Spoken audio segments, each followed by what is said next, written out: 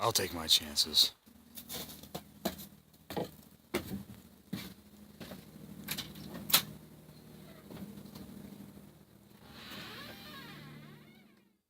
Hello? Anybody home? Can anybody hear me?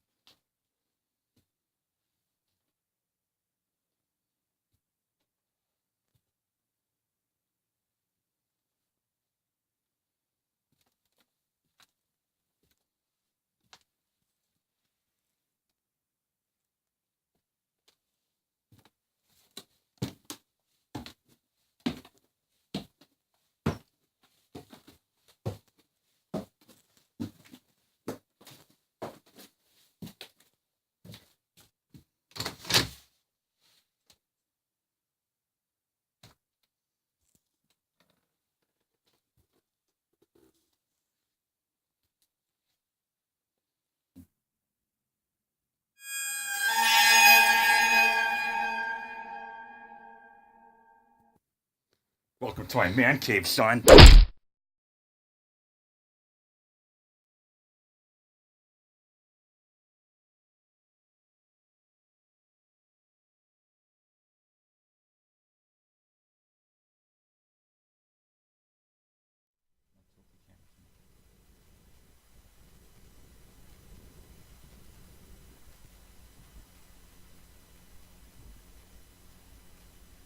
Hey, you're awake, sleepyhead. What the hell is going on? What is this? I like your shirt. I didn't realize Leon Kennedy's came in 5-4. Who are you? What the hell are you gonna do with me? Did you not read the sign out back? Oh, shit.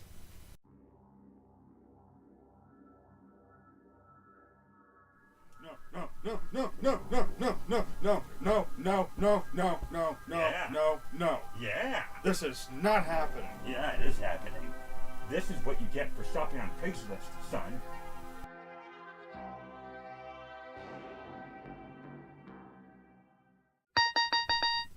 Don't fuck with me.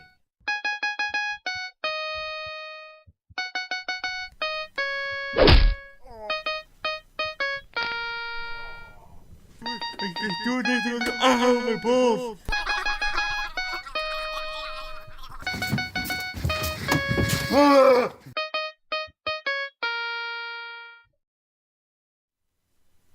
Well, like Dark Souls 3, this is a game where half of the people will agree with me and the other half won't agree with me.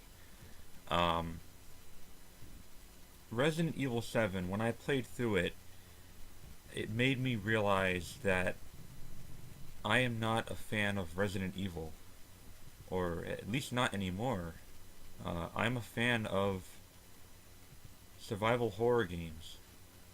Um, because the last few Resident Evils just didn't do anything for me. They were, I mean, they were okay. You know, I mean, they were decent enough. They were fun. But I feel like those games were like, poor man's versions of third-person shooters that already came before them, like Gears of War, or even like Army of Two. Uh,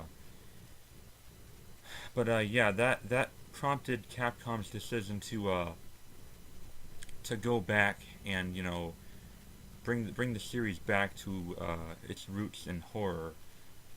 Although the story-wise not so much, but gameplay definitely. Um, Now the controversial thing about this game is the fact that it's first person, which upset a lot of fans. Um, Fans who won't even want to try it, but presume it's bad automatically because it's the first person game. Uh, I'll get to that in a separate video. But as for right now, I just want to tell you what Resident Evil 7 is all about and give my thoughts on it. And keep in mind that this is not a VR review, this is a non-VR review of the game. I don't have PlayStation VR, so I just played it with the controller. So, yeah. So get ready, this is going to be long and meaty! Resident Evil 7 introduces E-Virus, that abnormally regenerates any injuries or body parts to those who are afflicted by it, making them practically immortal, but also turns them into disgusting mutants indefinitely. These victims include Mia, your missing girlfriend who tells you to stay away, and of course the Baker family, who captures you when you come to find her. You just couldn't let her go, could you, Ethan? You just had to go to her. No wonder why she left you. You don't listen. And throughout most of the game, you work with a girl named Zoe, trying to find a certain serum that acts as a cure. Now I admit, there isn't much connection to the main series in terms of story. It kinda starts its own thing like what Resident Evil 4 did in order to expand the situation to keep the series going. I thought the ending to the game was great, due to a big plot twist that I was not expecting. And I'm not gonna spoil who it is, but might I mention there's a cameo appearance of a certain fan favorite. I think.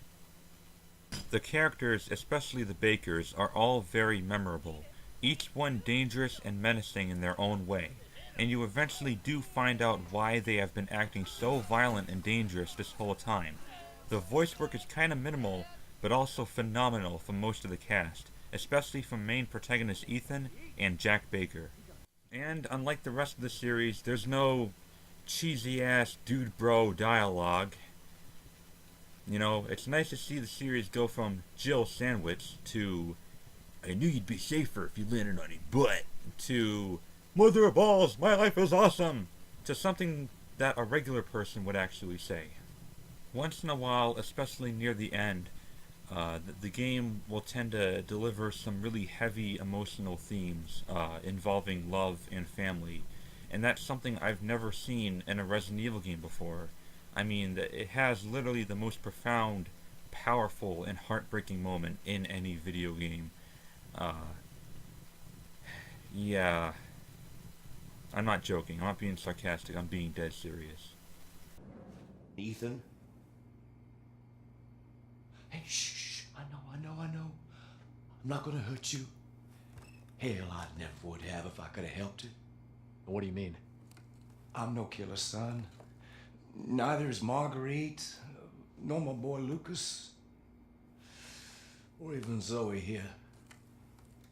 When Capcom said they were going to bring the series back to its roots of survival horror, they were being very serious in terms of game mechanics, how everything works and how you play, the way you explore, the different floors on the map, figuring out how to open doors, finding notes that were actually notes written by characters in the story and lore, unlike Resident Evil 6, finding backpacks that expand your inventory, picking up puzzle pieces like taking this working shotgun on the trapdoor statue and replacing it with a broken one.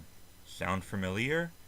They also brought back save rooms with item boxes. As far as weapons go, you have all the classic traditional ones, like the handgun, the shotgun, the knife, a grenade launcher with different obtainable rounds, the magnum, even a flamethrower.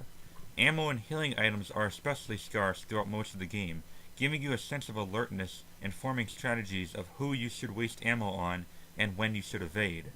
Ignorant fanboys say there's no zombies. What about these? The molded, which act as the zombies in the game. There are also different variations of the molded. There are some that crawl and attack you viciously, similar to lickers. You can also block most enemy attacks in this game, but if you're not careful, you're going to die a lot.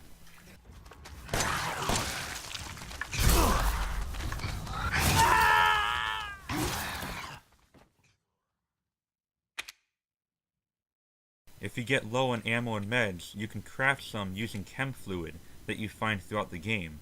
Combine chem fluid with herbs to create meds, or combine them with gunpowder to get ammo, as well as crafting others like drugs that heighten your discovery senses for a limited time. However, it is not wise to use just raw herbs, as unlike previous games, they alone don't do shit to heal you. You need to save them for when you have chems in order to make effective healing items, otherwise you will just be screwing yourself over. I think this change makes a hell of a lot more sense realistically than in all the other Resident Evils. It's time for me to show you how to combine herbs. Okay? First you take a piece of paper and then gently fold it in half like this. It doesn't have to be perfect, okay? Mine probably isn't. Now flip it open like you're reading a book. And make sure you have 2 leaves. 1 and 2. Dude, it's winter. Those leaves are dead.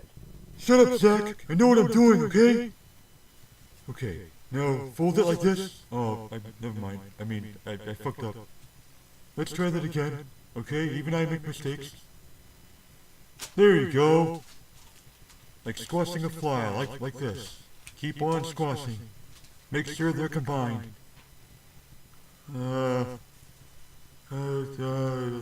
don't understand. I don't. No, fuck it.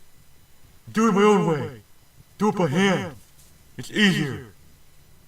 There. It's not pretty, but it should still work. Okay. Here we go. Time to eat.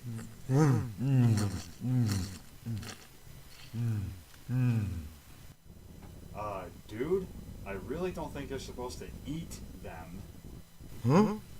Oh. Oh. Oh. Oh. Oh. Oh. There are also repair kits for the broken shotgun to turn it into a functional double barrel, and for the broken handgun to turn it into a handgun more powerful than the one you already have. You may also come across injectors that permanently increase your max health and reload speed, and collectible antique coins that can be used to buy certain items, like this Magnum for instance. Perhaps what Resident Evil 7 does best is its atmosphere. It oozes a heart-pounding combination of Texas Chainsaw Massacre and Deliverance of Southern Hillbillies. The Baker family are not to fuck around with. The mother, Marguerite especially, is one ugly, terrifying bitch. Stay the fuck out! All the locations in the game are extremely well designed and well lighted. It gave me a true sense of dread and danger every single time I walked into a room I hadn't entered before. I often heard footsteps that weren't mine. Combined with that and unpredictable jump scares makes this the scariest Resident Evil game ever. And maybe part of the reason why that is because it is in first person. There is nothing more horrifying than looking eye to eye with unspeakable evil and danger. It makes me shit myself.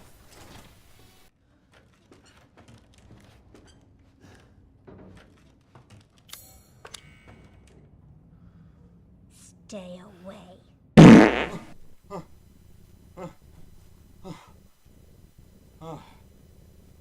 Oh shit. This game's getting to me.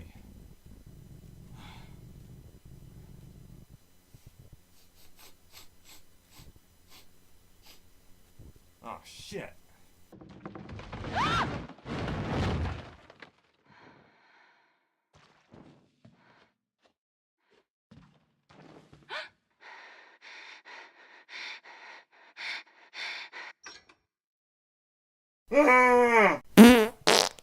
Where do you think you're going?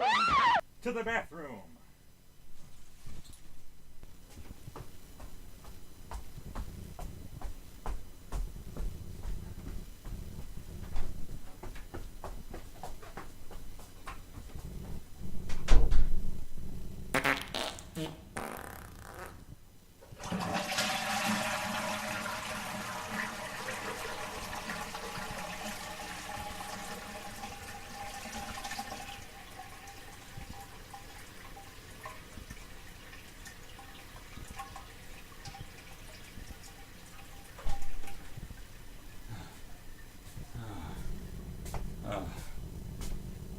This game's pre-order bonus stood up in toilet paper.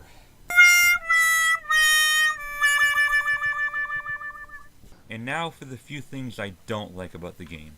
While the game unprecedentedly succeeds in atmosphere, horror, and classic Resident Evil gameplay, it fails to deliver an enemy variety. Aside from some boss fights with the Bakers, the few molded variations are the only enemies you'll face, and sometimes they take way too much ammo to kill for some reason.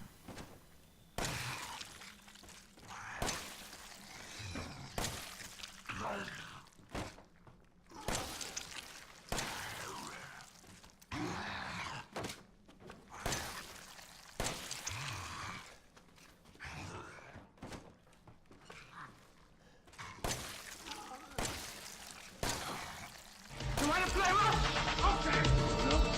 Say hello to my little friend. Okay. You wanna play rough? Okay.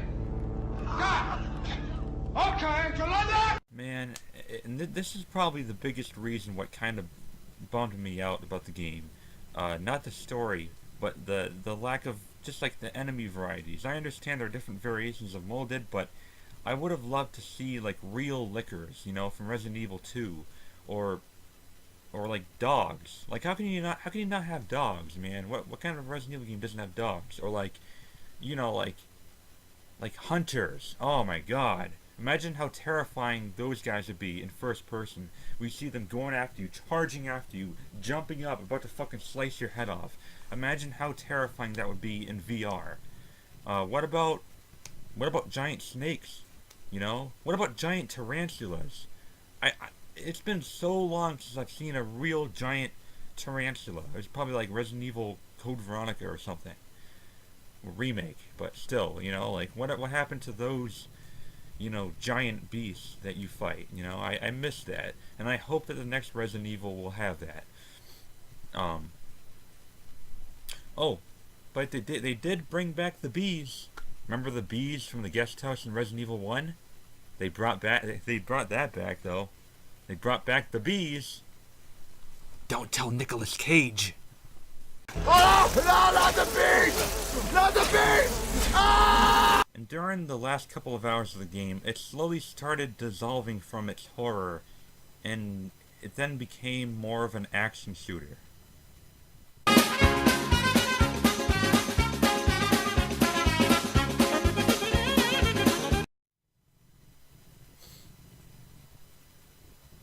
Okay, well, maybe it's not that bad, but, well, that was in the game, but I only showed the most action-packed moment, alright? Also, I felt like I ran a little too slow in the game. You move a little too slow, to the point where sometimes you just can't outmaneuver and outrun enemies, and sometimes I felt like I had to fight just because I wasn't running fast enough. This is what it looks like when I walk.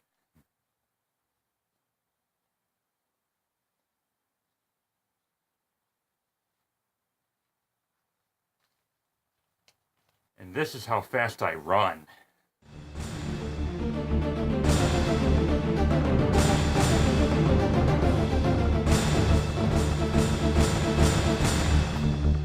I found most of the puzzles to be awfully simple. A couple of them were so simple that they actually made me overthink what I was supposed to do. It's like I had to think inside the box rather than out. But then again, almost every single Resident Evil game has baby easy puzzles.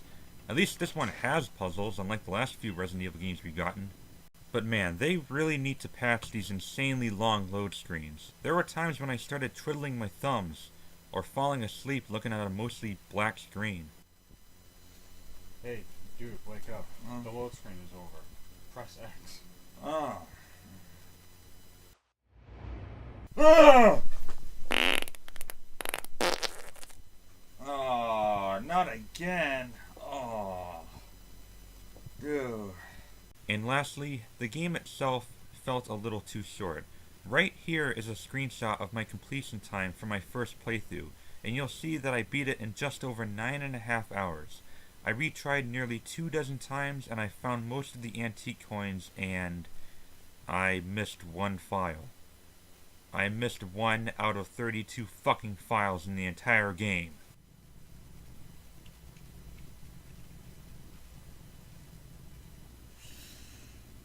here's where Darian goes berserk. Again.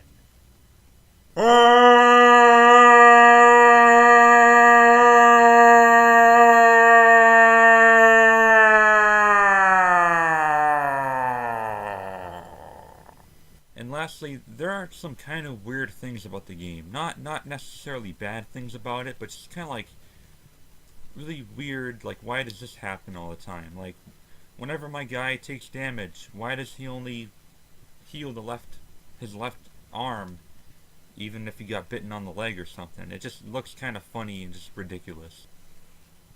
Oh man, I got poop on my leg. I know.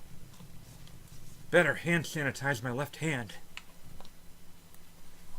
Ah. Yeah, that's better. That's better. Ah. I lied about the poop thing. I was actually just lubricating my left hand. And also, I don't mean to pry, but why are their phones always next to the objective items that you pick up? And why does the character Zoe always know when to call you? It's like she always knows when you have what you need. It's like she's psychic or something. It's weird and kind of creepy. I don't understand it. What the?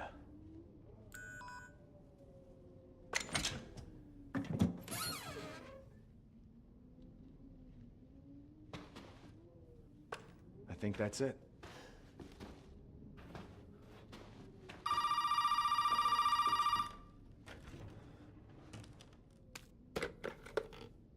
Well, did he find a serum?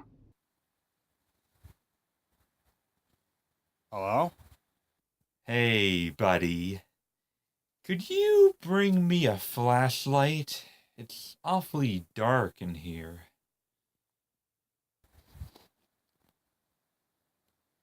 Yeah, sure. I'll see if I can find it.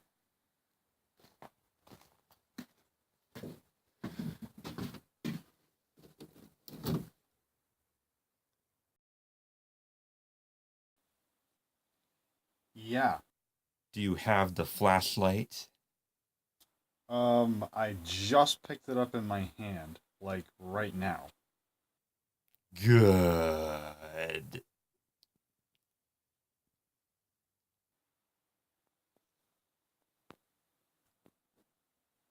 I'm gonna hang up now. What the fuck? Also, Capcom kept specifically stating that the house in the Resident Evil Beginning Hour demo will not be in the game. So, why is it in the game? Right here. I'm not complaining or anything, I'm just confused. Not all of the features in Beginning Hour are in 7, but the house itself is, or at least most of the house remains the same. In conclusion, as a quality survival horror game, Resident Evil 7 is an enormous success. It is both scary and challenging, encouraging you to avoid most enemies to preserve ammo and health. I've also never found a single glitch or frame rate drop in it. It is the best survival horror game I've played in years. Now, as a Resident Evil game, it's mostly still a success because even though there are hardly any real connections to the rest of the series, it really plays like an old school Resident Evil game for the most part, with a first person angle. And that was Capcom's real priority, was the gameplay, and bringing it back to its roots. Subsequently, it appears to have paid off in the end, with the game selling millions of copies in its first week and receiving near universal critical acclaim, with only a few mixed reviews out of nearly 100 positive ones across all versions. I just think that next time Capcom should maybe try to give us a choice between using first person and third person, since obviously it upset a lot of people that it was only first person. Now this game could have easily been a 10 out of 10. It had that 10 out of 10 potential. If not for the lack of enemy variety and the poorly paced story, it was kind of slow until like near the end. And, a couple other small ones like the load screens and stuff. And it feeling a little bit too short. But there is enough replay value to make up for it, like most Resident Evil games. Yeah, I don't know, man. I mean, me personally, I thought it was a very unique you know, survival horror game that I will probably remember for a very long time. I don't know about you, but whenever I crave a survival horror game, I want this. I look for this. Something that's scary, challenging, you know, and just exploration. And a little fun fact, aside from Resident Evil Remake, I think this actually is the first Resident Evil game since the original in which the title actually makes sense. It actually fits the game and where you are. The Baker Estate is a residence filled with evil. It's not police station evil or church or hospital evil or, you know, village castle evil or shantytown evil or submarine evil. No, it is a resident evil. It's a residence evil. Just a little fun fact there. Resident Evil 7 Biohazard gets a 9 out of 10. Not a 9.5, not a 9.1, a 9. A very solid golden 9. I honestly think it's the most solid product since the fourth installment 12 years ago, and also the most genuine and proper survival horror experience in the franchise since Resident Evil Remake in 2002. Maybe even forever. I mean, it is literally Resident Evil reimagined. Now, for those of you who are still on the fence of whether or not you think it's a good idea to get it, I'd probably wait for a price drop. Maybe $40. $40 for a 10-hour long game is good. That's a good deal for 40. If you only plan on playing through it once. Yeah, I just wonder why it felt a couple hours too short. It's DLC! Yay! DLC!